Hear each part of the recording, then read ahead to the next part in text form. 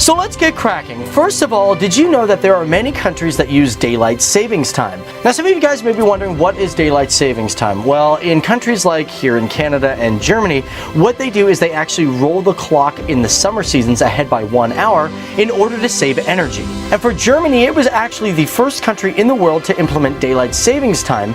And although it was originally proposed by George Hudson in 1895, they brought it into service on April 30th, 1916. And it's interesting to know that Germany is a country that is the first country to ever do daylight savings time.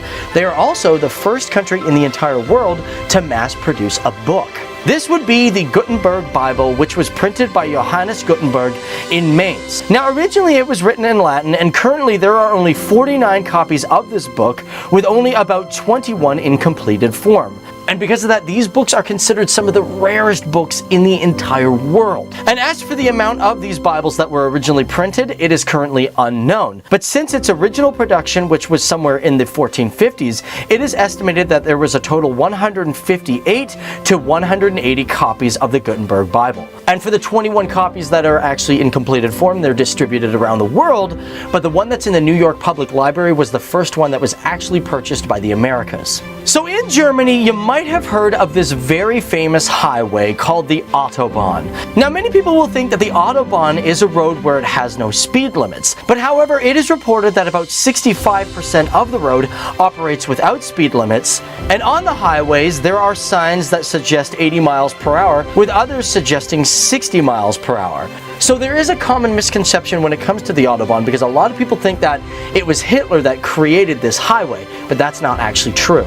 The original concept for the highway came from the Avis Experimental Highway in 1913, and above that there were parts of the Autobahn that were actually created prior to the Nazi regime. But however, when the Nazi Party did come into power, they finished the highway because they needed to move troops from one side of Germany to the other. Now Germany is also a country that is known for some very interesting architecture. For example, Frankfurt is an amazing skyline and is home to some of the tallest buildings in the country.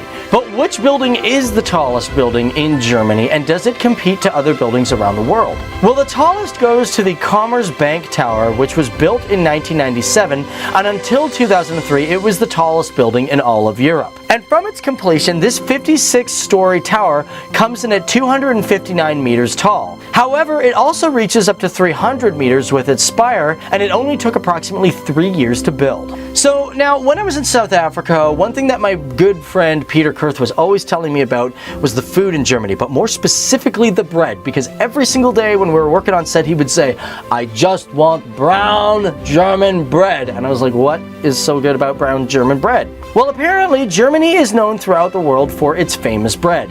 Me, I always thought it would be the French or the Italians, but I guess I was wrong, because rye bread coming from Germany is so good. For example, the pretzel is considered a type of bread that was created in the southern regions of Germany. And as for the rest, well, Germany has over 600 at least different types of official breads. And if we go into pastries, that is astronomically out there, because they have over 1,200 different types of pastries that are officially from Germany. And guys, I'm not gonna lie, for the next couple of facts, I'm gonna be talking about food. So listen, if you want, you could pause this video right now, go get a beer, and go get some food, because I guarantee you at the end of this video, you're gonna be absolutely hungry. So go do that now, and then come back.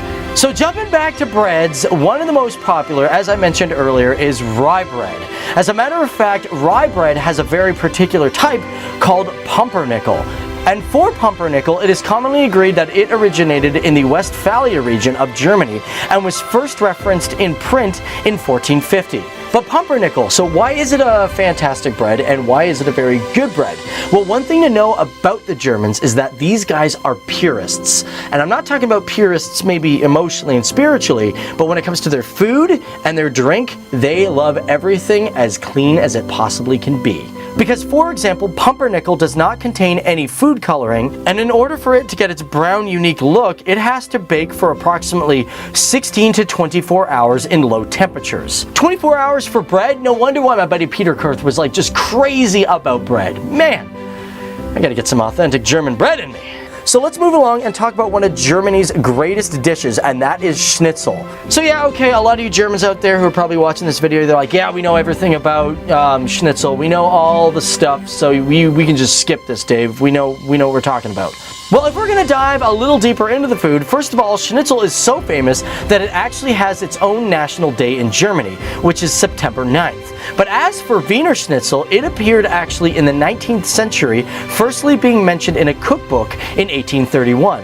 Now, okay, we've talked about two really big dishes in Germany, but we've just scratched the surface of food because now we gotta talk about beer because, oh yeah, I love this stuff and I hope you guys do too. As a matter of fact, when it comes to Europe, Germany sits in the beer belt, which is a location where countries drink more beer than any other liquid. Now, when you're in Germany, one thing that you need to know is that when you're ordering a beer, you don't say, "Can I get one beer?" You're not supposed to use your finger to actually order a beer. You're actually supposed to use your thumb. So if you want to order one beer, you say, "Un Bier." Well, you don't have to say "un Bier," but that is the proper way to say a beer. And then you'd have to say "Danke." And another thing, did you know that there are German purity laws when it comes to alcohol? As a matter of fact, I actually didn't find this out until I was in South Africa and I saw some German beers, but there is a thing called the Reinheitsgebot purity law. Now, this was a law that dates back to the 1500s, and it ensured price protection of alcohol and for things like wheat and rye. And today, it's commonly thought that it is a staple or stamp that says that there are no preservatives or additives in the alcohol that you are buying. And as for this rule, it has been around since April 23rd of 1516, and it is one of the oldest food laws in the entire world. Now today, some people think that it might be actually more for beer marketing and it doesn't have any proper value to it. But however, in today's world, it does mean that the beer is made of only hops, malts, and water, and even yeast. And if you drink wheat beers and it has this label, they are pretty much top of the line fermented. And I will say this, the beauty of having a drink that has the Reinheitsgebot stamp, well, you don't really get a hangover. At least not what I found out. So that's a positive thing right there. And on top of that, when it comes to your angled pint glass, it actually originated in Germany. With its narrow bottom and wider top, this is called a Weissenglas, which is properly used for serving Weizen beer, which is classified as wheat beers. Now these are slightly bigger than your traditional pint glass, being able to hold 500 milliliters of alcohol. But of course, in Germany they also have beer steins. Now how did these evolve? Well, beer steins did originate in many places in Europe, but it is common belief that in Germany, the beer steins that have the lids on top of them originated within the country during the Black Plague to keep diseased flies out of a drink. And in today's world, there is a town called Kennerbackerland, which is considered stein capital of the world, as their potters are known for making the best quality and the most steins in the entire country. And on top of that, it is famous for being the home of the original producers of steins. And yes, this is a country that has indeed had a turbulent history, but the people of Germany look past it. So welcome to Germany. She is a powerful country with a population estimate of 82,175,700 people as of 2015, making it the 16th biggest country when it comes to population. And as a matter of fact, it's the largest country when it comes to population in all of Europe.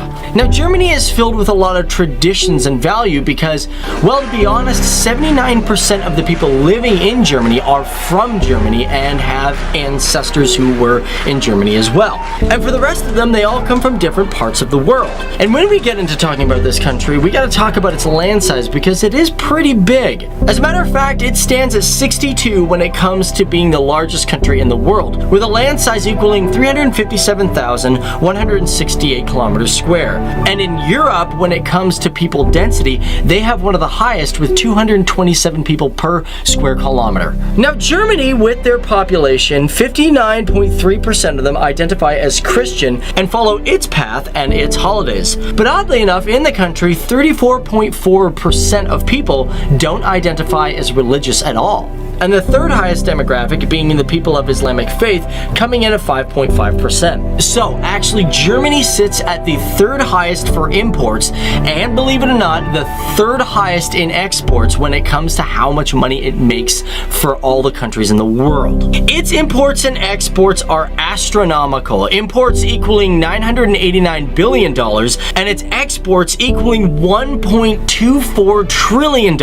That's nuts. That's the biggest amount count in all of Europe. As a matter of fact, that's one of the biggest ones we've ever talked about when it comes to countries. The only other one that we've talked about is China. And when it comes to import-exports, surprisingly, it's not oil like other countries, but it's cars, because cars make up 12% of its exports and 4.7% of its imports. Now, the center of this financial might all comes from a big place called Berlin. She's not only the capital, but she is the largest city in the country with over 3.6 million people. And although Germany was considered a country on February 2nd of 962 AD, it should be noted that prior to 1871, the country wasn't unified and actually had many different capitals all around the area. For example, Berlin was the capital of Prussia, and when the country unified together on January 18th of 1871, Berlin became the capital. And we should also probably mention that in the 1900s, Berlin didn't always be the capital because of things like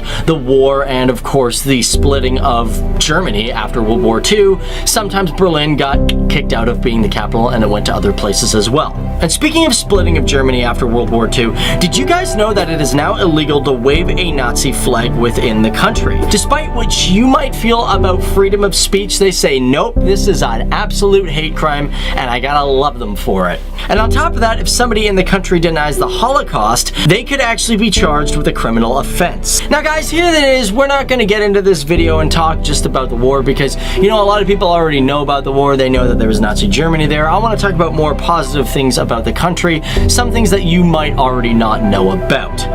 And what you might be interested to know is that the very first magazine was published in Germany. This was called Überblick Monats Unterredungen, which basically means edifying monthly discussions. And it was released in 1663 to 1668, and it was a philosophy of thought by Johann Rist, who was a poet from Hamburg. Alright, so in order to really understand Germany, one thing that you really got to know is it is a country of education, and they pride themselves with being very knowledgeable people. And they don't just take pride in education for their own students, but for the international ones as well. As a matter of fact, in 2014, it became one of the few countries that have not just dropped tuition fees for college for its own students, but for international students as well. Why am I not going to Germany for school? Alright, I'm out of this video. See you guys. Bye.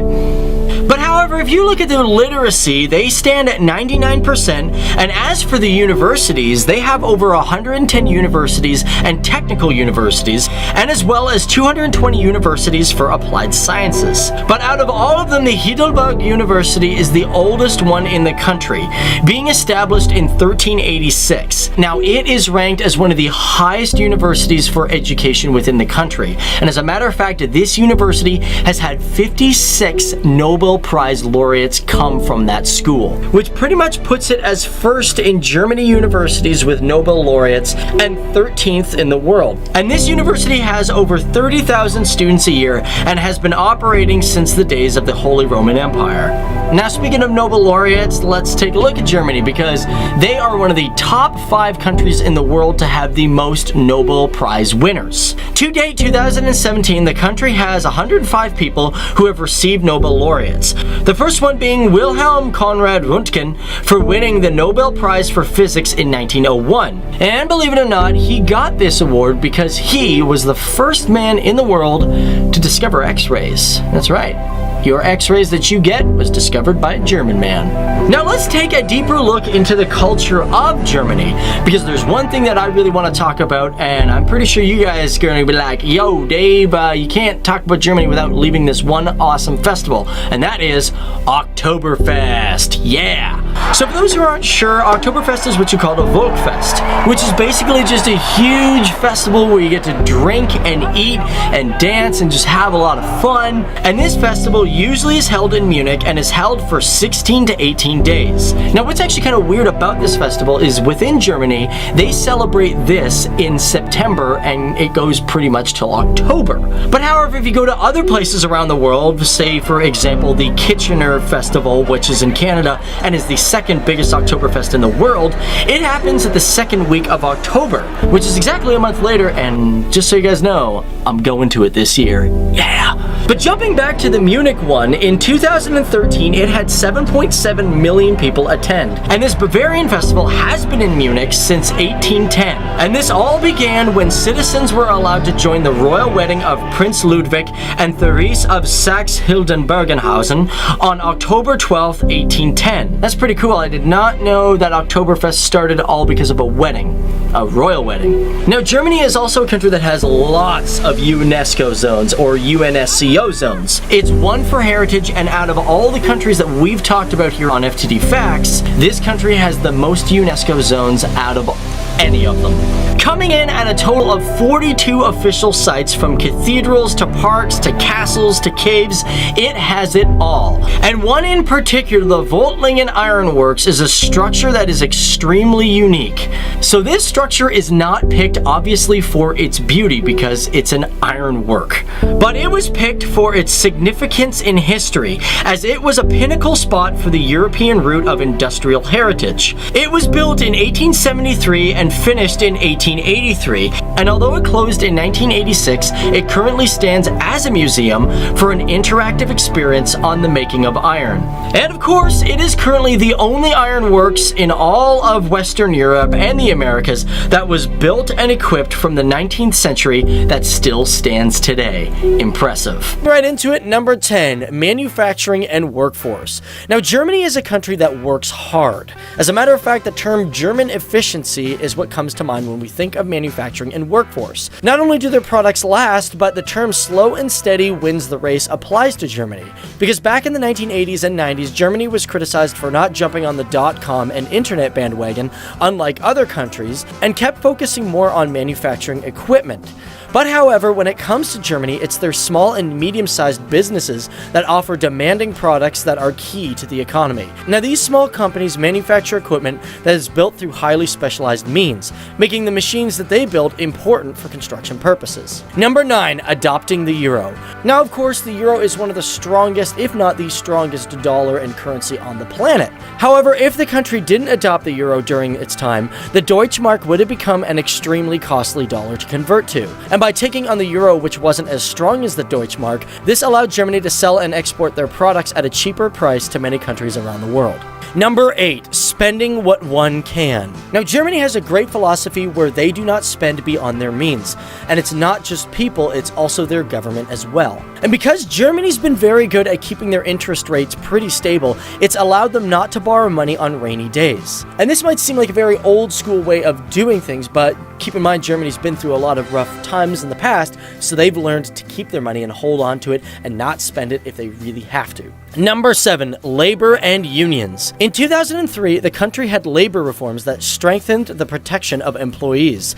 And during this time, while the world had a worldwide recession from the year 2000 to 2003, a government program came in where many Germans were happy to work fewer hours to keep their job and continue working on their skills. Now, this same program was instituted during the 2008 economic crisis. And of course, this program is slightly funded by the government to help keep small businesses alive. And as well, on top of that, their unions have been a great contribution to the country's success.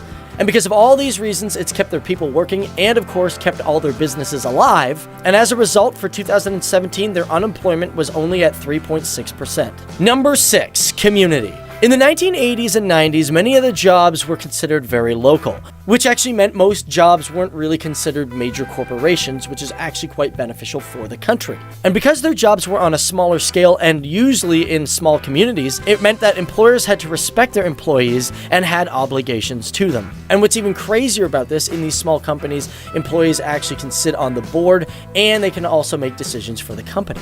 And what this results to is that people who work these jobs generally feel valued. So that means when an economic crisis comes around and they really got to pinch the pennies, at least people feel valued and they feel appreciated and they're not being lied to, so they stick with the job in the first place. Number 5, Volkswagen. Let's just face it, Volkswagen is one of the most popular car companies in the world, and they always make reliable machines. As a matter of fact, in 2012, it won the best car company in sales, and in 2016, it made record sales despite the Dieselgate crisis. And it's just a powerful company that makes a lot of money that really puts it towards Germany's, economic growth. Number 4, resources. Now, Germany is a very lucky country because it's got all the resources it pretty much needs to build the things that it makes. For example, it has a lot of resources like timber, natural gas, coal, uranium, iron, and ore. And what makes this very good is that companies within the country don't have to spend a lot of money on importing these products into their company, or better yet, they don't have to spend money on a lot of transportation fees, so they can use these resources to build with. Number 3, these people are traditionalists.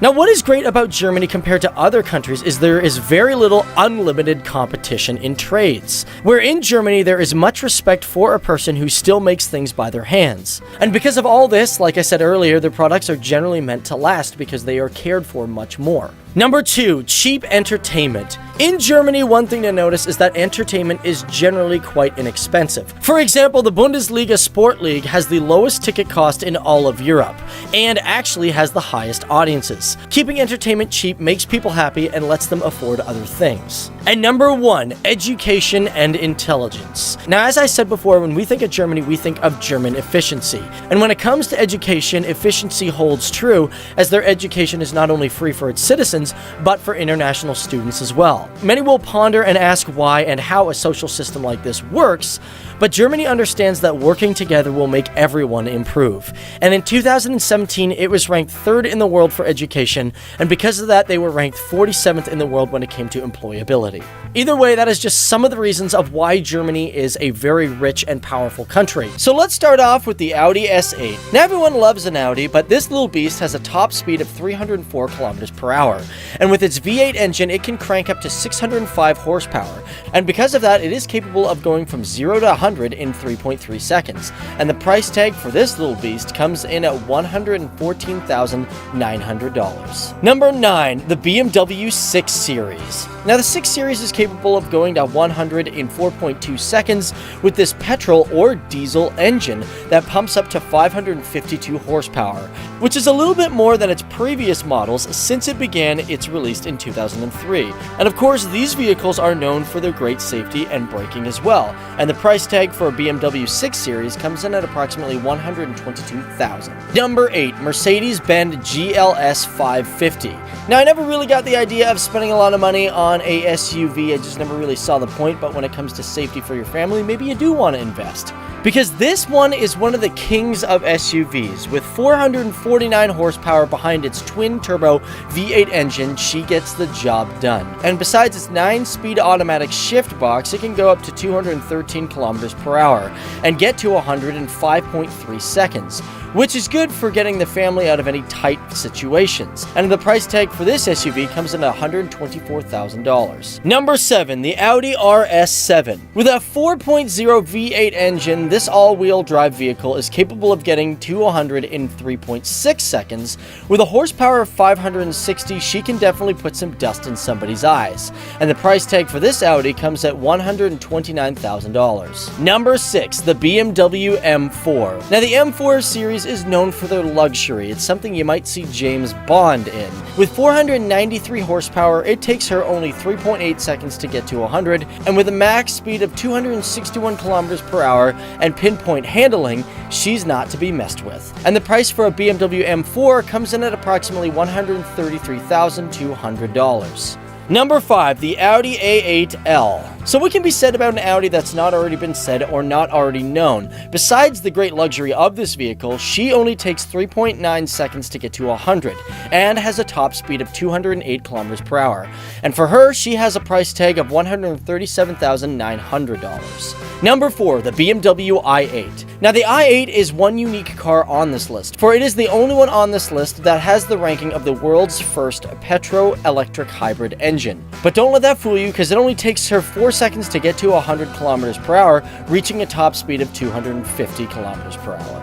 And the price tag for a BMW i8 is approximately $140,700. Number 3, the 2016 Porsche Cayenne GTS. The 2.5-ton SUV only takes 5 seconds to get to 100, but has a 4.4-liter V8 engine with 422 horsepower. And besides its cushy interior, it's good for families as she reaches a max speed of 210 kilometers per hour. And she comes in with a price tag of $159,600. Number 2, the 2016 Porsche 911 Turbo S. Now, what can be said about the 911 besides the fact that it is one sleek machine? To me, I've always thought of them as Beetles that were on crack, but that's just my personal opinion because they kind of look like a Beetle.